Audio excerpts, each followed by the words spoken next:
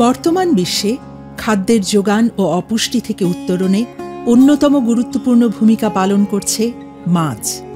মাছ কেবল আমিষ আর উপকারী চর্বির উৎসই নয়, মানবদেহে প্রয়োজনীয় অন্যান্য পুষ্টি উপাদানের অন্যতম উৎস। একই সাথে omega-3 fatty acid, iodine, vitamin D এবং ক্যালসিয়াম সহ প্রয়োজনীয় পুষ্টি উপাদানও মাছ থেকে আসে। বাংলাদেশের বেশিরভাগ মানুষের প্রাণীজ আমিষের প্রধান বা অন্যতম উৎস মাছ। বাংলাদেশ মাছ চাষের বিশ্ব দরবারে পঞ্চম হলেও খাদ্যের পুষ্টিমানের দিক থেকে এদেশ অনেকাংশে পিছিয়ে। Bangladesh demographic and health survey 2017-2018 অনুসারে এদেশের 5 বছরের কম বয়সী শিশুদের মাঝে 31% শিশু দীর্ঘস্থায়ী অপুষ্টি তথা খর্বাকায় বা বামনত্ব সমস্যায় এবং 22% শিশু কম ওজন সমস্যায় ভুগছে। আশঙ্কাজনক বিষয় হল 8% শিশু কৃশকায় বা তীব্র অপুষ্টিতে ভুগছে।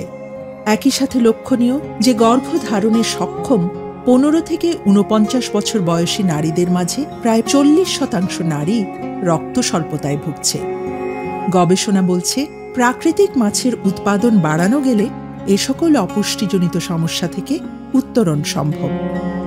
মানুষের প্রয়োজনীয় পুষ্টির চাহিদা নিশ্চিতকরণে এদেশের মাছ চাষ ব্যবস্থা পুষ্টি সংবেদনশীল হওয়া খুবই জরুরি।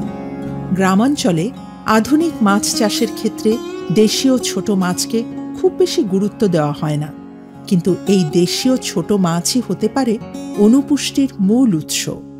In Bangladesh, World Fish and Partners have introduced nutrition-sensitive homestead pond polyculture. In this approach, large carp species and small indigenous fish species are grown together in the pond. This production system means that we can increase both the quantity as well as the nutritional quality of the fish production from the ponds. One of the vegetables that we have focused on is orange sweet potato.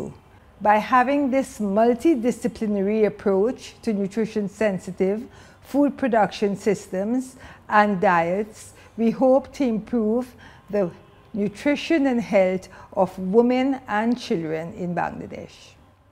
তাপ ও শক্তিদায়ক খাদ্য, শরীর বৃদ্ধি ও ক্ষয়পূরক খাদ্য, রোগ প্রতিরোধক খাদ্য, মানবদেহের অতি জরুরি এই 3 ধরনের খাদ্যের ঘরোয়া যোগান সৃষ্টি করতে এবং একই পুকুরে বড় মাছের পাশাপাশি মলা, ঢেলা, চাপিলা, পুঁটি, দারকিনা সহ বিভিন্ন ধরনের ছোট মাছ সহ পুকুর পাড়ে সবজি ও ফলমূল চাষ করাকেই পুষ্টি সংবেদনশীল মাছ চাষ বলা হয়।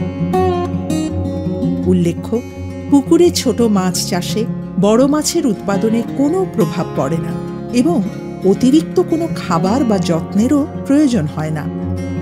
পুষ্টি সংবেদনশীল মাছ চাষের মাধ্যমে মানবদেহের জন্য প্রয়োজনীয় আমিষ, ভিটামিন ও খনিজ উপাদানের উৎপাদন নিশ্চিত করা সম্ভব। মানবদেহের জন্য জরুরি এ সকল উপাদান দেশীয় ছোট মাছ, বিভিন্ন ধরন ও রঙের শাকসবজি, মিষ্টি কমলা আলু এবং দেশীয় ফলের মাঝে বিদ্যমান। গ্রামীণ নারীরা পুকুরের চারপাশে বিভিন্ন ফলের ও সবজির চাষ এবং একই সাথে পুকুরে ছোট মাছ চাষ করছে।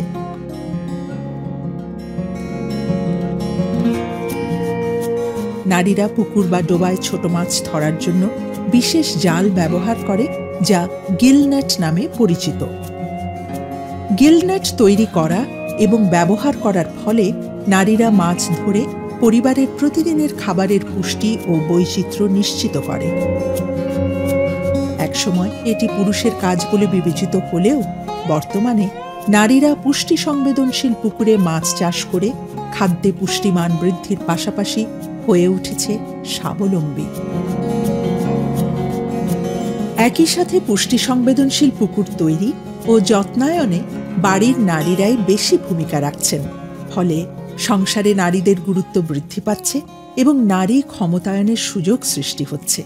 পুকুরে পুষ্টি সংবেদনশীল মাছ চাষ করে প্রতিটি পরিবার হয়ে উঠছে সমৃদ্ধ এবং নিশ্চিত করছে পরিবারের সুষম খাবার।